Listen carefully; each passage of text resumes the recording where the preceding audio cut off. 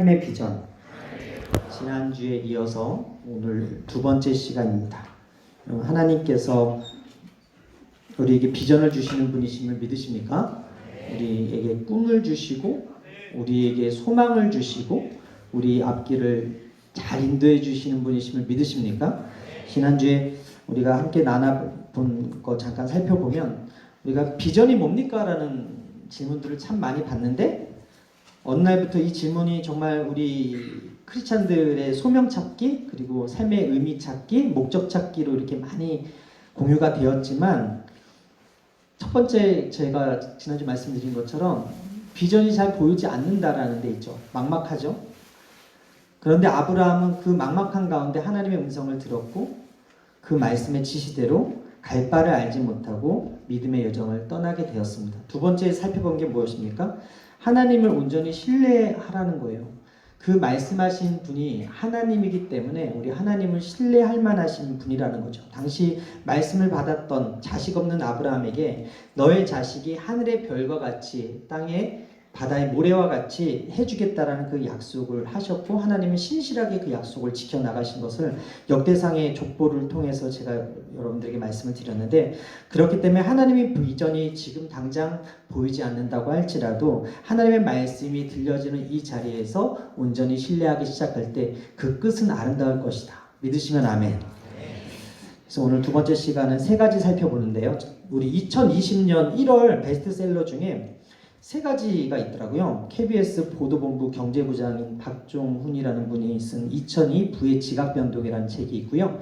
트렌드 코리아 2020 김남도 작가의 트렌드 코리아 2020 그리고 이지성 작가의 에이트라는 인공지능에게 대체되지 않는 나를 만드는 법이라는 이 책 있습니다.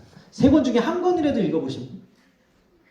임마누엘 좀 있을까요? 임마누엘 요즘 책 읽기 프로젝트 하는데 그렇죠. 읽어보고 계신데 여러분 이 책을 읽는다고 해서 우리의 미래가 보입니까? 이 책을 다 읽은 사람들 2020년은 이렇게 될 것입니다 라고 당당하게 얘기할 수 있을까요? 이 세 책의 공통점이 뭐냐면 2020년을 맞이하는 우리의 미래를 예측하려고 하고 있다는 거예요. 미래는 이럴 것이다. 2020년은 이럴 것이다 라고 과거의 그 자료들을 가지고서 이야기를 하고 있다라는 거죠. 전문가가 썼다고는 하지만 이 책의 내용들이 과연 100% 다 맞을까? 그런 의구심이 듭니다. 아니라는 거죠. 왜? 미래는 우리에게 속한 것이 아니기 때문에. 내일 일은 나는 모르기 때문에. 여러분 우리는 2020년 12월 송구영신 예배 이곳에서 또 드리게 될 텐데 그때까지 우리 앞길이 어떻게 될지 한 치 앞도 알지 못해요. 여러분 지난 설에 동해 펜션에서 6자매 중 6자매가 가스폭발로 죽임을 당했답니다. 네팔에 연수 갔던 교사들 중에 불과 6m 앞에 있었던 4명의 선생님들이 눈사태로 인해서 지금도 실종되어 그 시신조차 찾지 못하고 눈이 녹아야 찾는다는 발표를 보았습니다. 그들이 죽을 줄 알았다면 동해까지 네팔까지 그렇게 갔을까요? 지금 우한에서 발생한 이 코로나 바이러스로 인해서 수많은 사람들이 감염되었고 또 많은 사람들이 지금 죽음을 경험하고 있는데 이 바이러스 백신이 언제 발견되게 될지 모른다는 거예요. 몇 명이 또 이것으로 인해서 사망할지도 모른다는 거예요. 불과 설 전까지만 해도 우리는 이런 바이러스의 존재조차도 몰랐지 않습니까? 이것이 인간의 한계라는 거예요. 여러분 요셉이 꿈을 꾸었을 때 자신의 그 꿈의 의미를 몰랐습니다. 그가 꾸었을 때 형들은 그 꿈으로 인해서 요셉을 더 미워하게 되었다고 성경은 기록하고요. 그 꿈을 야곱은 마음에 두었다고 하지만 야곱조차도 그 꿈의 바른 의미를 알지 못했어요. 그 꿈은 무엇이었습니까? 이스라엘의 구원을 위한 하나님의 큰 계획이었다는 거예요. 빅픽처, 큰 그림 안에 있었다는 거예요. 즉 우리 미래를 가장 잘 아는 분이 누구시다? 하나님이시다. 여러분 왜 우리가 이 자리에 나와서 말씀을 듣고 기도하는지 아십니까? 기도하는 이유는요. 하나님께 우리 미래가 달려있기 때문에 그래요. 재밌는 얘기 하나 해드릴까요? 손금을 믿지 않습니다. 근데요. 제가 생명선이 되게 짧았어요. 그래서 난 예수를 믿는데 생명선이 짧으니까 생명선이라고 하는 게 짧대요. 이 왼손에 생명선이 있는데 근데 믿지 않아요? 근데 엄청 길어졌어. 어느 날 보니까. 그래서 우리 와이프하고 웃으면서 야 하나님께서 길게 오래 살게 해주셨나 보다. 진짜 제가 봤을 때 그때 짧았었는데 막 연결이 이렇게 쫙 돼 있어가지고 와이프하고 되게 신기해서 야 우리 오래 살겠다고 우스갯소리로 했는데 여러분 오래 사는 게 중요한 게 아니라 생명선이 긴 게 중요한 게 아니라 우리의 미래가 하나님께 달려 있음을 믿어야 된다는 거예요. 믿으시면 아멘. 여러분 중력 만유의 인력을 발견한 과학자가 누굽니까? 이거 아직 이따가 보여주세요. 뉴턴. 그런데 그 뉴턴이 주식에 투자했다가 한순간에 주가 폭락으로 인해 가지고 그 당시 영국 돈 2만 파운드, 우리 돈 현재 가치 50억을 잃었대요. 뉴턴이 이런 말을 했습니다. 천체의 움직임은 계산할 수 있었지만 사람들의 광기는 계산할 수 없었다. 그렇게 뛰어난 지성을 가졌던 이 뉴턴도 미래에 될 일을 투자했다가 망했다는 거예요.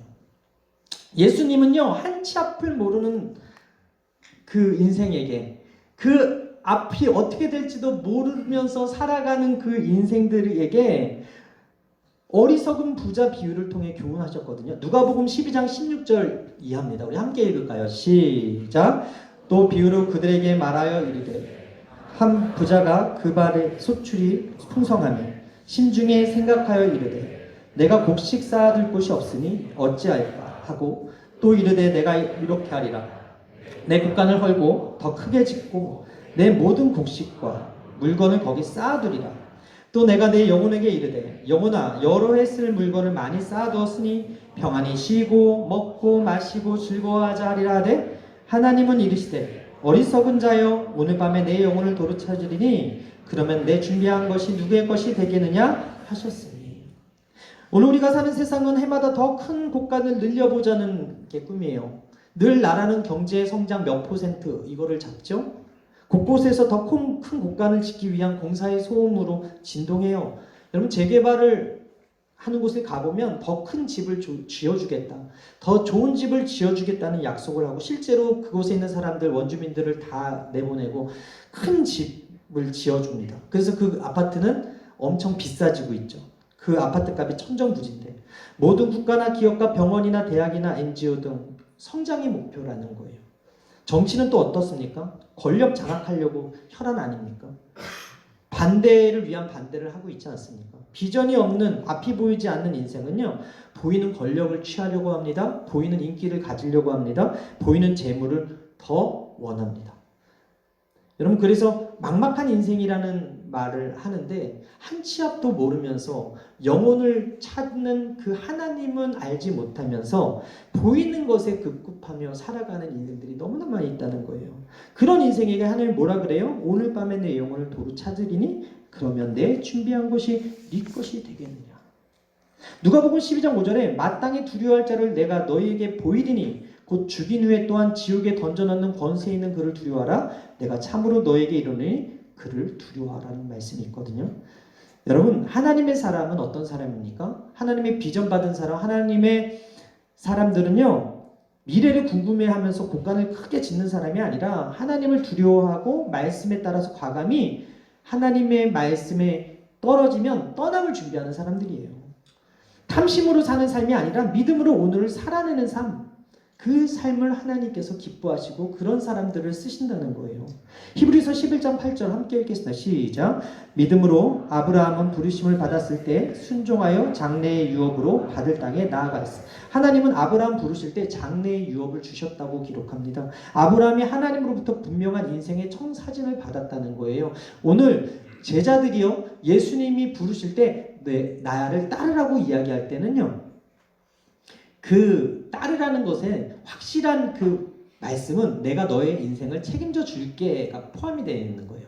마찬가지로 오늘 하나님께서 여러분들을 하나님의 자녀들로 불러주셨다면, 하나님께서 여러분들을 그리스도의 제자로 불러주셨다면, 하나님께서 여러분들에게 비전을 주셨다면 하나님께서 책임져 주신다는 거예요. 믿으십니까? 비록 아브라함이 그리고 사라가 그 육신이 환경을 봤을 땐 죽은 것 같이 다름없는 노인의 몸이었지만 그들을 통해서 수많은 후손이 생육하게 되었다는 것을 우리가 성경을 통해서 보고 있거든요. 여러분 고린도후서 6장 9절 이하 함께 읽겠습니다. 시작. 무명한 자 같으나 유명한 자요 죽은 자 같으나 보라 우리가 살아있고 징계를 받은 자 같으나 죽임을 당하지 아니하고 근심하는 자 같으나 항상 기뻐하고 가난한 자 같으나 많은 사람을 부유하게 하고 아무것도 없는 자 같으나 모든 것을 가진 자로다. 예수님이 십자가에 죽으셨어요. 그리고 부활하셨어요. 그러므로 말미암아 하나님의 자녀들이 이 땅 가운데 생겨나게 되었어요. 그리고 죄사함을 얻었고 천국 소망을 가지면서 영생을 선물로 받은 하나님의 자녀로 살게 되었어요.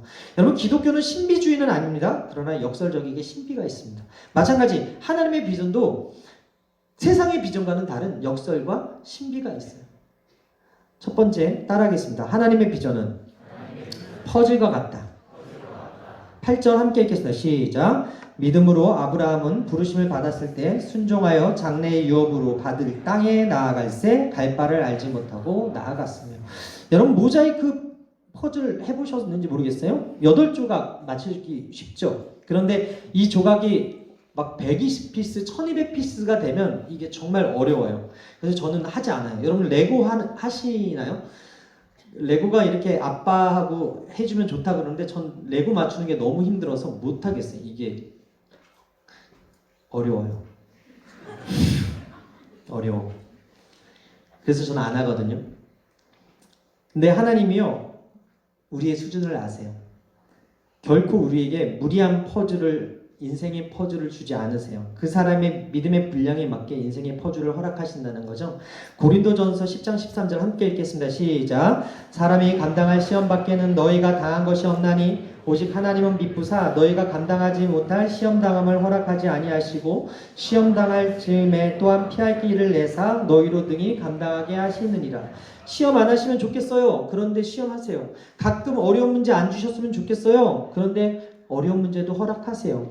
퍼즐을 허락하시는 이유가 무엇입니까? 신명기 8장 16절 함께 읽겠습니다. 시작. 내 조상들도 알지 못하던 만나를 광야에서 내게 먹이셨나니 이는 다 너를 낮추시며 너를 시험하사 마침내 내게 복을 주려 하심이라. 따라합니다. 마침내 내게 복을 주려 하심이라.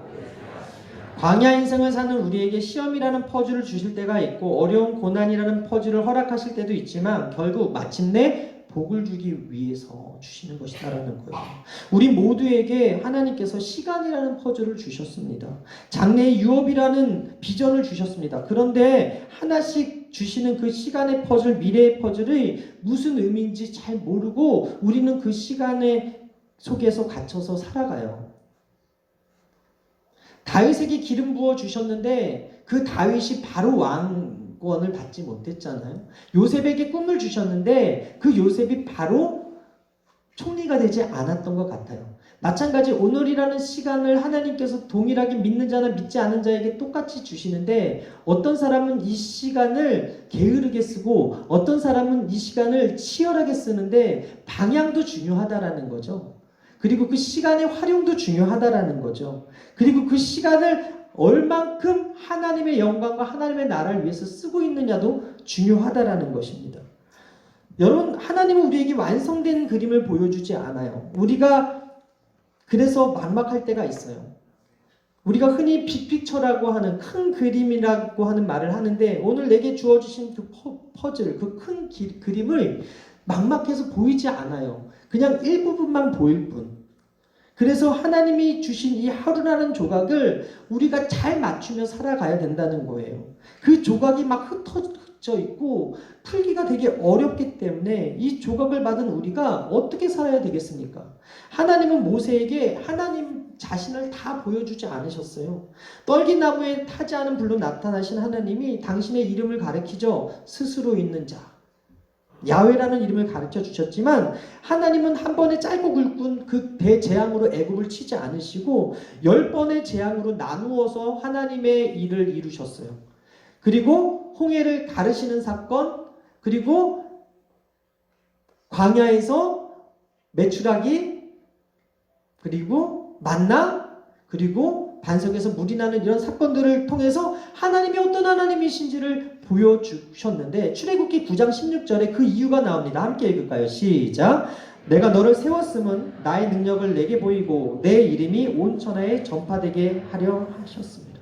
하나님이 여러분들을 세웠는데 여러분들을 통해서 기사와 이적과 하나님이 함께 하시는 표적들이 나타나요. 그런데 여러분들 보면 하나님이 바로 보이지 않아요. 그러나 여러분들의 그 시간의 그 삶을 보면 하나님이 함께하는 사람이구나. 하나님께서 함께하니까 저렇게 되는구나. 이것을 하나님께서 나타내 보이시기를 원하시는 하나님이시라는 거예요. 출애굽 10가지 재앙과 홍해의 기적의 핵심이 무엇입니까? 선택하신 백성을 위해서 하나님의 명성이 세상에 널리 퍼지는 것이었다는 거죠. 지금 전 세계적으로 전염병 신종 코로나 바이러스로 인해서 많은 세계가 고통당하고 있습니다. 중세시대 유럽에서 발병한 패스트로 인해서 유럽의 3분의 1, 당시 1억 명 정도가 사망했다고 하는데 보이지 않는 그 세균을 발견한 사람이 지난주에 말했던 1840년대 비엔나에 있는 산부인과 병동에서 손 씻기로 사망률을 낮추려고 노력했던 제멜 바이스라는 사람이에요. 그런데 산부인과 의사였는데 손 씻는 것을 강요했다가 그 의사들의 공격으로 인해서 정신병원에 갇히게 되고 감염돼서 그가 죽게 되거든요. 여러분, 그 패스트가 돌 때요, 그 당시 유대인들이 많이 죽지 않았는데 그 이유가 바로 제사법에 기록된 손 씻기에 있었다는 거예요. 우리 손에 1cm당 500만 마리의 세균이 기생하고 있다고 합니다. 성경은 손 씻기를 율법으로 명령을 했어요. 레위기 15장 11절 함께 읽을까요? 시작. 유출병이 있는 자가 물로 그의 손을 씻지 아니하고 아무든지 만지면 그 자는 그의 옷을 빨고 물로 몸을 씻을 것이며 저녁까지 부정합니다. 성막에 들어가기 위해서는요, 늘 물두멍에서 손을 씻어야 됐어요. 역대하 4장 6절 함께 읽을까요? 시작. 또 물두멍 10개를 만들어 5개는 오른쪽에 두고 5개는 왼쪽에 두어 씻게 하되 번제에 속한 물건을 거기에 씻게 하였으며 그 바다는 제사장들의 씻기 위한 것이더라. 당시는요, 손 씻는 게 일반화되지 않았고 상식적이지 않아서 배척되었었는데 하나님이 큰 그림 안에는 손 씻는 것조차도 우리를 보호하시고 지키시려고 하는 하나님의 세심한 배려였다는 것을 알 수가 있는 거예요. 결국 오늘 내가 하나님 말씀을 듣고 청종하는 것은 하나님의 보호를 우리 삶에 끌어들이는 거고, 믿으시면 아멘. 하나님의 큰 그림, 하나님의 비전을 이루는 행위임을 믿으시게 되기를 주님의 이름으로 축원합니다. 여러분, 하나님이 거룩하시다라는 것은요, 하나님께 속한 우리도 거룩해야 되는 의무가 있다는 것을 의미합니다. 레위기 20장 26절입니다. 함께 읽을까요? 시작. 너희는 나에게 거룩할지어다. 이는 나 야훼가 거룩하고 내가 또 너희를 나의 소유로 삼으려고 너희를 만민 중에서 구별하였습니다. 하나님께서 우리를 만민 중에서 구별했대요. 이것이 거룩이거든요. 이 땅에 어떤 물건도 사람도 하나님과 상관없이 거룩하다고는 할 수 없습니다. 거룩하다라는 것, 곧 하나님과 상관 있을 때 거룩하다고 하는 거예요. 성경에 거룩한 땅이라는 용어가 나옵니다. 거룩한 성화, 거룩한 안식일, 거룩한 만족, 거룩한 옷, 거룩한 성, 거룩한 약속, 거룩한 남자, 거룩한 여자, 거룩한 성경, 거룩한 손, 거룩한 입맞춤, 거룩한 믿음, 이 모든 것이 하나님과 상관이 있다는 거예요. 우리 일상적인 것이 하나님과 관련된 것이라면 모든 것이 거룩해질 수 있다는 거예요. 여러분, 식인종에게 살인죄가 있을까요? 여러분, 모계사에 간통죄가 있겠습니까? 이 법이라는 게요, 이 나라에서는 죄인데 이 나라에서는 죄가 아니고, 이 나라에서는 사형인데 이 나라에서는 집행유예인 게 있더라고요. 그런데 하나님이요, 하나님의 백성에게 모세를 통해서 율법을 주셨습니다. 왜 율법을 주셨습니까? 다른 민족과 다르게 살라라는 거였죠. 하나님의 기준대로 이 땅 가운데 살아내라는 거였습니다. 왜 그랬까요? 왜 그렇게 명령하셨을까요? 우리는 알지 못하지만 그렇게 살아낼 때 하나님의 사람들은 하나님의 그림의 작품으로 만들어질 수 있다라는 거예요. 오늘 우리에게 말씀을 주시는 이유도 거룩하게 살게 하기 위해서. 화장품을 살 때 샘플 받으시죠? 되게 본품보다 샘플이 질이 더 좋다는 이야기를 들었습니다. 왜 그렇습니까? 샘플이 좋아야 상품을 살 수 있으니까. 상품을 구매하기 때문에. 마찬가지로 수많은 사람이 있는데 하나님이 왜 아브라함을 택했습니까? 이삭을 택했습니까? 야곱을 택했습니까? 여러분, 그 이유가 복의 샘플로 삼으셨다는 거예요. 하나님은 하나님 되심을 나타내기 위해서 복의 샘플로 아브라함을, 이삭을, 야곱을 택하셨다는 거예요. 그리고 본토 친척 아비집을 떠나라고 명하시면서 세상과 구별돼서 살기를 원하셨다는 거예요. 하나님이 함께하는 자가 받는 복을 보게 하신다는 거예요. 마찬가지 오늘 우리를 부르시고 말씀을 주시는 이유는 여러분을 이 시대의 거룩한 복을 삼기 위해서, 이 시대의 거룩한 샘플 삼기 위해서 부르셨다는 사실을 믿으시게 되길 바랍니다. 아브라함에게 말씀하신 하나님은 미래를 먼저 보여주지 않으셨어요. 시간의 퍼즐, 말씀의 퍼즐, 시험의 퍼즐을 던져주시고 순종하기를 원하셨어요. 하나님이 아브라함에게 가나안 땅을 주시기로 약속하셨을 때 아브라함에게 자손이 하나도 없었지만 그에게 확실한 것은 하나님의 말씀이 들렸다는 거예요. 창세기 15장에 보게 되니까 야훼의 말씀이 그에게 임하여 이르시되 그 사람이 내 상속자가 아니라 내 몸에서 날 자가 내 상속자가 되리라 하시고 그를 이끌고 밖으로 나아가 이르시되 하늘에 우러러 뭇별을 셀 수 있나 보라. 또 그에게 이르시되 내 자손이 이와 같으리라. 아브라함이 이 말씀 받았을 때 100세였고요. 사라가 늙어서 잉태할 수 없는 몸이었어요. 창세기 17장 17절에 아브라함이 엎드려 웃으며 마음속으로 이르되 100세 된 사람이 어찌 자식을 낳으리까? 사라는 99세니 어찌 출산하리요 하고. 그런데 하나님이요 이삭이라는 아들의 이름까지 알려주면서 하늘의 별과 바닷가 모래 같은 많은 후손을 너에게 주겠다고 약속을 주셨고 아브라함은 결국 그 말씀을 믿게 되죠. 아브라함도 이삭도 야곱도 하나님께 동일한 언약의 말씀을 받았지만 그 언약이 성취되는 것은 보지 못했습니다. 그러나 그들은 하나님의 약속을 믿고서 삶을 살았다는 거예요. 오늘 하나님의 말씀이 내 삶 속에 어떻게 이루어질지 모를 수도 있어. 그런데 오늘 우리가 할 수 있는 건 오늘이라는 시간 속에 하나님의 말씀을 받았다면 우리는 순종해야 될 줄 믿습니다. 예수님도요 믿음 안에서 죽은 자의 산소망에 대해서 교훈하실 때 마태복음 22장 32절에 나는 아브라함의 하나님이요 이삭의 하나님이요 야곱의 하나님이로다 하신 것을 읽어보지 못하였느냐? 하나님은 죽은 자의 하나님이 아니요 살아계신 자의 하나님이시라 라고 말씀하고 있습니다. 따라합니다. 하나님은 지금도 사셔서 말씀하신다. 하나님이요 아브라함 때만 말씀하시는 게 아니라 이삭과 야곱 때만 말씀하시는 것이 아니라 오늘도 작은 종의 입술을 통해서 말씀하고 약속하시고 있다는 사실을 믿으시게 되길 바랍니다. 우리는 하나님의 계획에 대해서 그분이 알려주기 전까지는 전혀 알 수 없어요. 그러나 하나님을 믿는 사람이라면 하나님의 부르심과 하나님의 그 말씀이 이해가 되지 않는다고 하도 순종함으로 그리고 성실함으로 믿음으로 인내하며 기다리며 살아야 된다는 사실을 믿으시게 되기를 바랍니다. 여러분 신앙생활이라는 게 매일매일 이벤트처럼 펼쳐지면 참 좋겠어요. 우리 처제가 오늘 생일이라고 저기 한강변에서 좋은 데서 그 커플링하고 맛있는 거 먹으면서 이 꽃다발로 이렇게 한 거를 보내줬거든요. 매일매일이 여러분 그런 이벤트 같은 인생이면 얼마나 좋겠는가만은 우리의 인생이 그렇지 않지 않습니까? 광야를 걸어갈 때가 더 많아요. 몸이 건조할 때가 더 많아요. 그냥 의미 없이 밥을 먹고 있는 나를 볼 때가 너무나 많아요. 주어진 약속을 붙들고 말씀을 이루어질 것을 참고 인내하면서 무료하고 지루하게 참아내야 될 그 때가 더 많다는 거예요. 지금 주신 이 말씀이 이해가 되지 않을 수도 있고 사람들은 하나님의 비전과 상관없이 야망을 위해서 사는데 여러분 이번에 더불어민주당 비례 2번 대표로 나왔던 원종건이라는 사람이 문제가 생겨서 자진 사퇴를 했거든요. 그 이유가 무엇이었습니까? 데이트 폭력의 전 여친의 성폭행 사건 때문이었다는 거죠. 여러분 만약에 이 사람이요 이 야망을 이루기 위해서 꿈을 가졌다면 그 삶이 정결하고 거룩하고 깨끗하고 정직해야 됐을 거예요. 그런데 그렇지 못했던 그 과거 그렇게 하나님께서 허락해 주셨던 그 하루를 제대로 살지 않았기 때문에 정말 기회가 왔을 때 정말 꿈을 이루고 싶은 그 때가 왔을 때 그 과거가 발목을 잡더라는 거죠. 왜 하나님께서 거룩하게 살라고 하십니까? 왜 정직하게 살라고 하실까요? 왜 말씀대로 살라고 하실까요? 하나님께서 여러분들을 이 땅 가운데 귀하게 쓰기 원하셔서 그래요. 믿으십니까?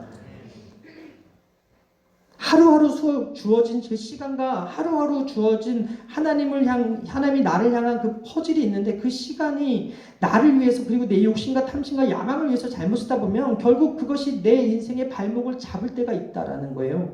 에베소서 15장 5장 15절에 그런즉 너희가 어떻게 행할지를 자세히 주의하여 지혜 없는 자 같이 하지 말고 오직 지혜 있는 자 같이 하여 세월을 아끼라 때가 악하니라. 그러므로 어리석은 자가 되지 말고 오직 주의 뜻이 무엇인가 이해하라 라고 말씀하고 있어요. 이 말씀 직역하면 뭔지 아세요? 자세히 주의하라는 거예요. 이것은 시간 낭비하지 말고 허락해 주셨던 그 시간 안에서 지금 삶의 현장에서 일어나는 일을 자세히 주의 기울이라는 의미라는 거예요. 오늘날 우리가 사는 세상은 때가 악합니다. 우리에게 악한 영향을 미치기도 쉽습니다. 악한 시대의 사조의 영향을 받다 보면 현재의 삶을 충실하게 살아내지 못할 수도 있습니다. 이 성경 말씀은 이 시대의 악한 사조와 정신과 경향과 유행의 영향력에 휩쓸리지 말고 주변을 잘 살피면서 제대로 분별해서 주어진 기회를 올바르게 최대한 활용해 걸어가라는 것이었어요.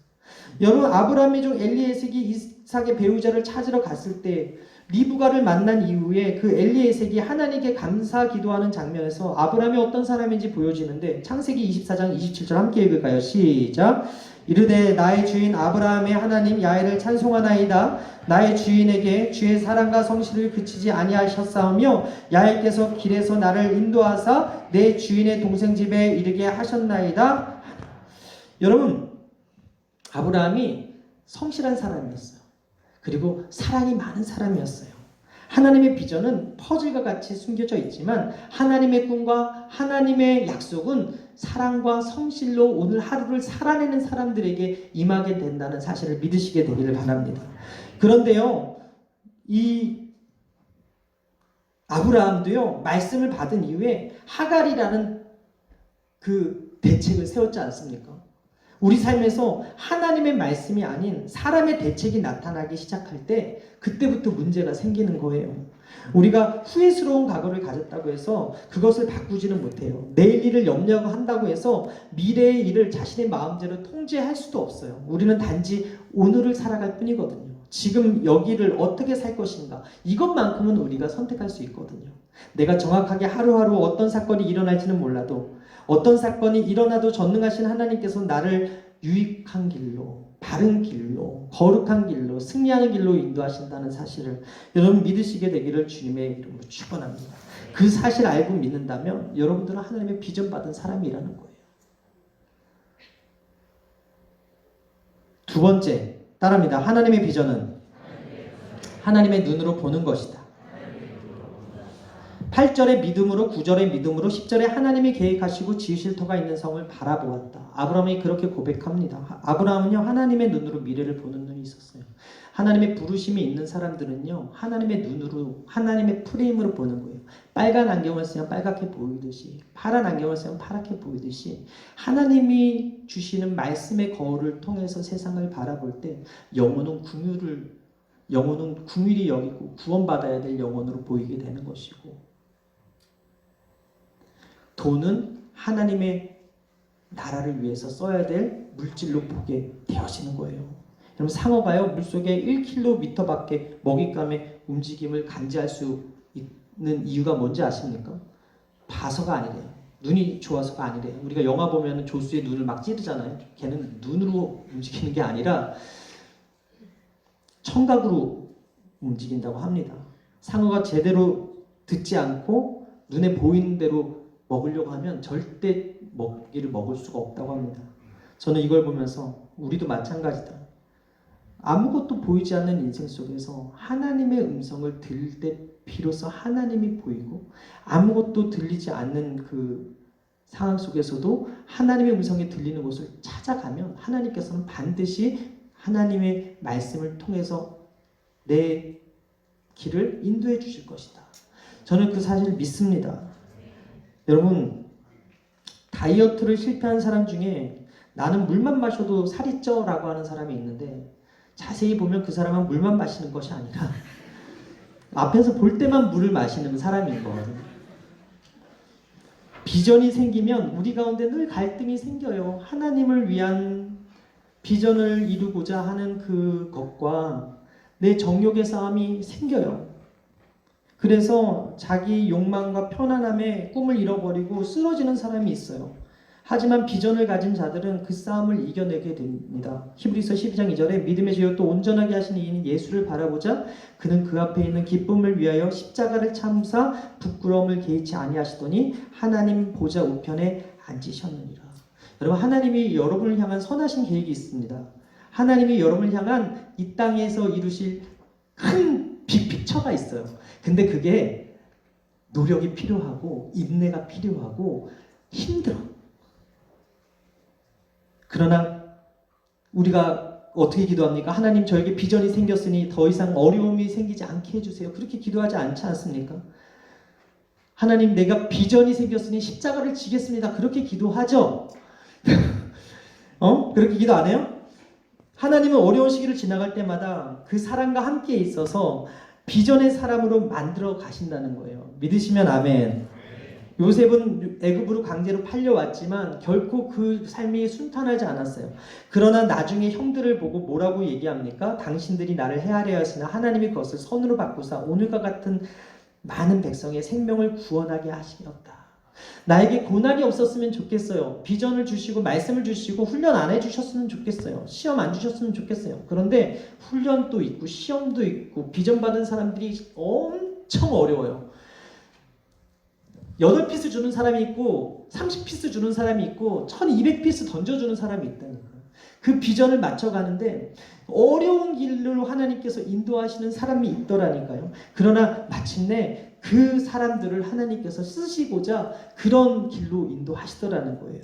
저는 여러분이 인생의 고난과 어려움을 바르게 해석할 수 있는 지혜가 있게 되기를 바랍니다. 로마서 8장 28절에 우리가 알거니와 하나님을 사랑하는 자 곧 뜻대로 부르심을 입은 자들에게 모든 것이 합력하여 선을 이룬다고 이야기를 하고 있는데 세상과는 다른 가치를 가지고 내가 지금 당하는 고난, 내가 당하는 시험, 내가 이 시간에 겪는 이 어려운 문제를 이것은 하나님의 꿈을 이루기 위한 하나님의 시험이라고 생각하고 참고 인내하고 주님을 바라보며 나아갈 때 반드시 하나님의 사람으로 여러분들이 쓰임받을 수 있다는 사실을 믿으시게 되길 바랍니다. 29세 나이에 에카르도르 아우카 부족에게 순교당한 심 엘리엇이 이렇게 말하지 않았습니까? 영원한 것을 위해 영원하지 않은 것을 포기하는 것은 결코 어리석은 일이 아니다. 29살에 죽임을 당하면서도 순교 당하면서도 영원한 것을 위해서 영원하지 않은 것을 포기한 사람이 이 짐 엘리엇이었는데 하나님께서 우리에게 원하시는 것, 우리가 속해 있는 그 삶 속에서 거절해야 될 것이 있어요.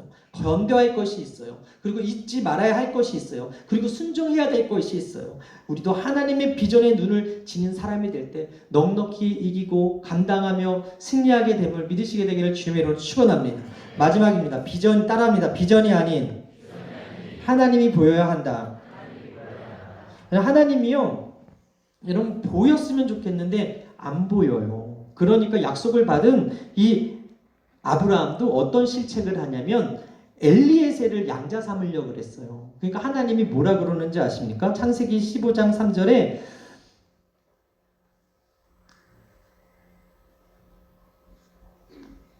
창세기 15장 1절에 이후에 야훼의 말씀이 환상 중에 아브라함에게 임하여 이르시되 아브라함아 두려워하지 말라 나는 내 방패요 너의 지극히 큰 상급이니라. 아브라함이 이르되 주 야훼여 무엇을 내게 주시려 하나이까 나는 자식이 없사오니 나의 상속자는 이 다메섹 사람 엘리에셀이니이다. 아브라함이 또 이르시되 주께서 내게 씨를 주지 아니하였으니 내 집에서 길린 자가 내 상속자가 될 것이다. 처음에 아들을 준다고 그랬는데 나의 상속자는 종 엘리에셀입니다라고 얘기했어요. 두 번째, 이제는 하나님 말씀 주셨는데 그 말씀이 이루어지지 않으니까 인간적인 방법, 사람의 대책, 하갈을 들여서 이스마엘을 낳은 거예요. 그런데 그 이스마엘조차도 하나님의 씨가 하나님이 기뻐하시는 아들이 아니었다고 말씀하는 거예요.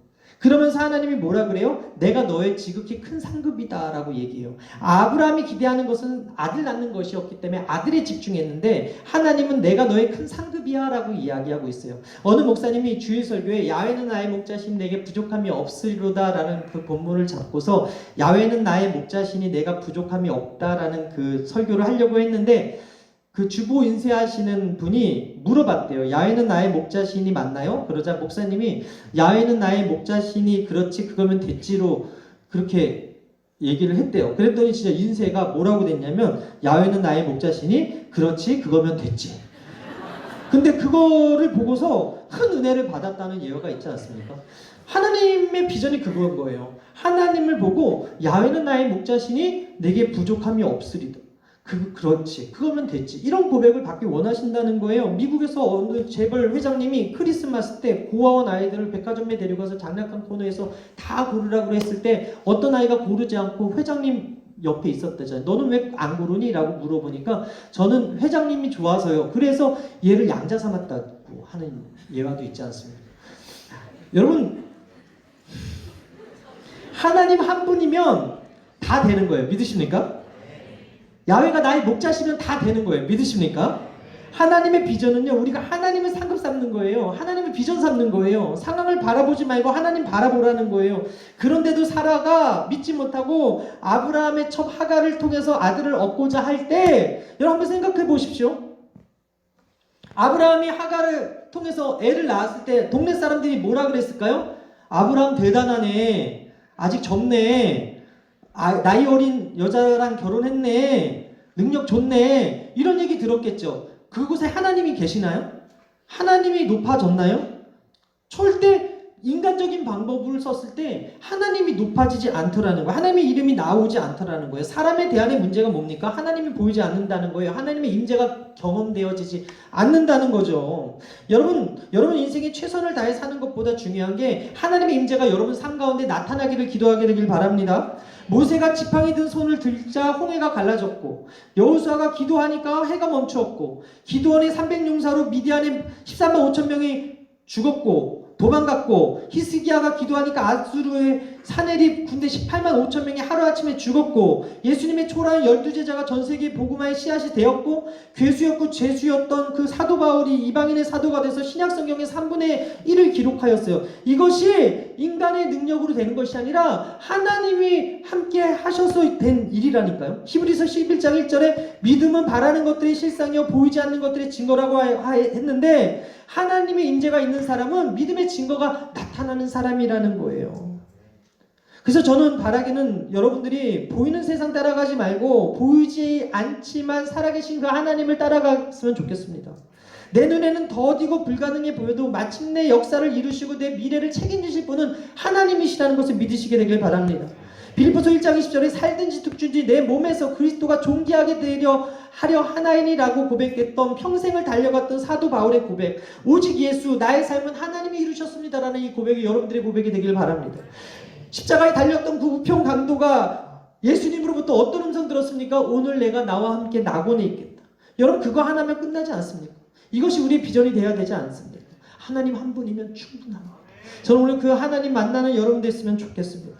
하나님의 비전은 퍼즐 같아서 지금 우리에게 어떤 일이 일어난지 알지 못하지만 오늘을 성실히 살아내는 자들을 통해서 하나님이 이루어 주시고, 하나님의 눈으로 영혼을 바라보고 세상을 바라볼 때 하나님의 궁유의 그 마음이 들어서 하나님의 그 생명이 흘러가게끔 여러분들을 쓰기를 원하신다는 사실이에요. 그리고 그 하나님을 상급 삼고 그 하나님을 목자 삼고 그 하나님 한 분으로 만족하고 충분하다고 고백하는 그 순간 하나님께서 여러분들의 필요를 채우시고 여러분들의 꿈을 이루어지신다는 사실을 믿으시게 되기를 주님으로 축원합니다. 하나님 마음을 시원케 해드리는 그런 삶을 살지어다. 기도하겠습니다. 하나님 감사합니다. 하나님께서 주시는 귀한 말씀대로 이루어질 것을 믿고